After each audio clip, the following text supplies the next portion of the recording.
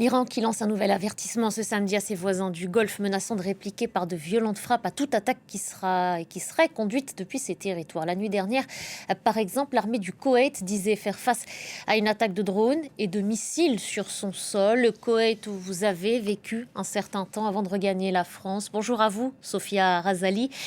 Vous êtes française, vous Bonjour. étiez au Koweït il y a peu. On vous a d'ailleurs entendu sur cette même antenne avant votre retour. Alors bonjour à vous, vous voilà à l'image. Merci de nous accorder une nouvelle Bonjour. fois quelques instants. Vous étiez, donc je le disais, il y a une quinzaine de jours toujours au Koweït. Vous espériez votre rapatriement en France. C'est désormais chose faite puisque vous intervenez depuis la ville de Mulhouse. Vous voulez bien d'abord nous raconter dans quelles conditions s'est fait ce retour sur le territoire français? Bonjour, merci de me recevoir encore une fois. Hem, alors le rapatriement s'est fait, d'une manière très, très fluide. L'organisation a été vraiment, irréprochable et admirable.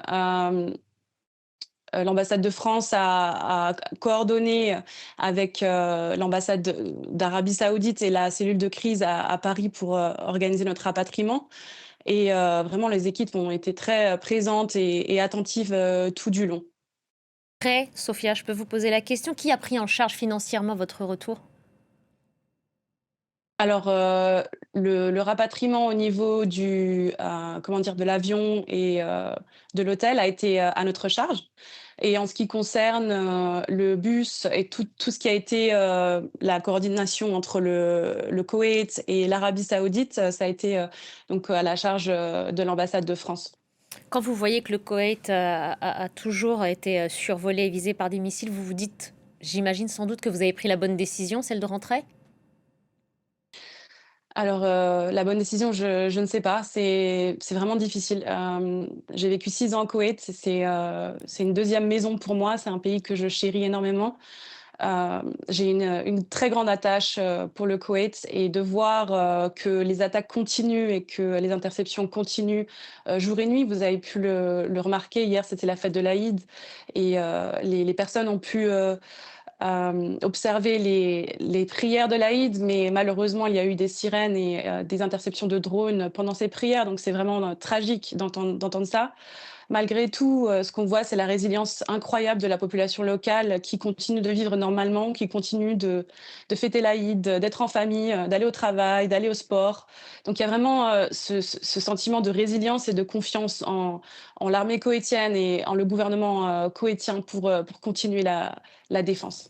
Est-ce que vous faisiez 100% confiance aux autorités pour vous protéger? Qu'est-ce qui a motivé votre demande de rapatriement? Parce que le fait est que aujourd'hui, vous avez regagné le territoire français. Vous vous êtes senti en danger là-bas?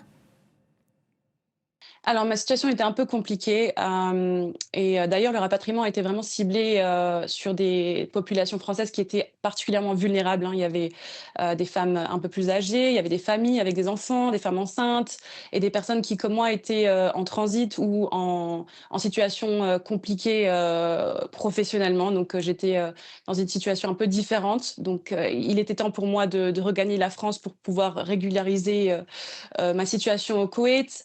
Donc, c'est comment dire? C'était une décision très difficile, mais en même temps, c'était la bonne décision, je pense, parce que la situation actuelle est vraiment très, très compliquée et même si je me sentais en sécurité, et qu'on voyait vraiment, la capacité, du Koweït à gérer la situation, il y a quand même ce sentiment de vouloir rentrer, auprès des siens et d'être en famille, dans ce genre de situation et quand on est expatrié, parfois c'est un peu compliqué quand on est seul, quand on est isolé.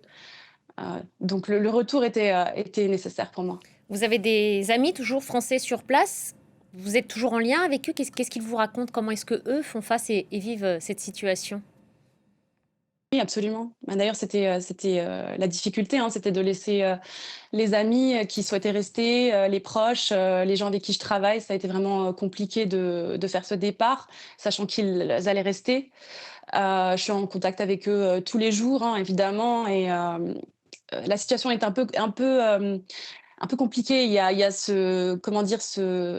Cette lourdeur, cette, pesanteur à cause des sirènes constantes, jour et nuit, cette incertitude, mais en même temps, les gens sont tellement, optimistes et ils arrivent à avoir confiance, à une issue, positive, donc ce qui est assez admirable. Mais, je reste tout de même assez, inquiète au niveau de la situation et par rapport à mes amis qui sont encore au Koweït. Est-ce que vous sentiez une certaine forme de fébrilité, voire de nervosité aussi de la part des autorités locales? Est-ce que vous dites encore une fois, et vous avez insisté dessus, sur le fait que vous aviez été prise en charge, les consignes étaient claires, mais est-ce qu'il y a aussi une forme de recommandation qui accompagnait le discours des autorités? Est-ce que par exemple, on vous demandait de ne pas prendre de photos des missiles, des sites bombardés? Est-ce que ça, c'est quelque chose qui a été communiqué? Alors de la fébrilité, je ne dirais pas ça du tout. Bien au contraire, je pense que, les autorités ont été très, très claires sur les directives, très calmes. Il y a vraiment eu pas de panique, pas d'alarmisme ou de discours catastrophistes. Ça a été vraiment très, très calme. On a vraiment essayé de, je pense, donner un maximum de directives aux populations pour qu'elles soient en sécurité. Donc oui, il y avait des directives, on avait l'adresse, comment dire? Des abris dans lesquels, se réfugier en cas d'attaque et bien sûr, il fallait ne pas, filmer ou photographier les missiles, par peur, de donner, des informations ou simplement de mettre en porte-à-faux, la sécurité du pays, ce qui est complètement, compréhensible. Mmh. Vous envisagez un retour au Koweït? Alors, comme je vous l'ai expliqué, Une moi fois je votre suis partie situation, vraiment bien sûr, oui, réglée. oui, hem bien sûr, ma situation, là, elle est un peu entre les 2, hein, évidemment.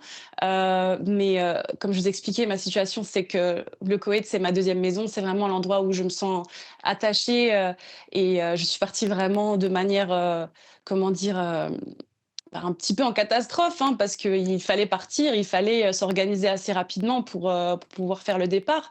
Donc, j'ai encore mes affaires, j'ai encore, ma vie là-bas et évidemment que j'espère vraiment de tout cœur, une fois que la situation sera plus calme et que, la sécurité et surtout que l'espace aérien sera réouvert, parce que c'est pas encore le cas, hein, peut-être envisager, de retourner au Koweït, un jour. Merci beaucoup, Sophia. Merci pour votre témoignage sur France 24. Merci à vous. Merci beaucoup, merci.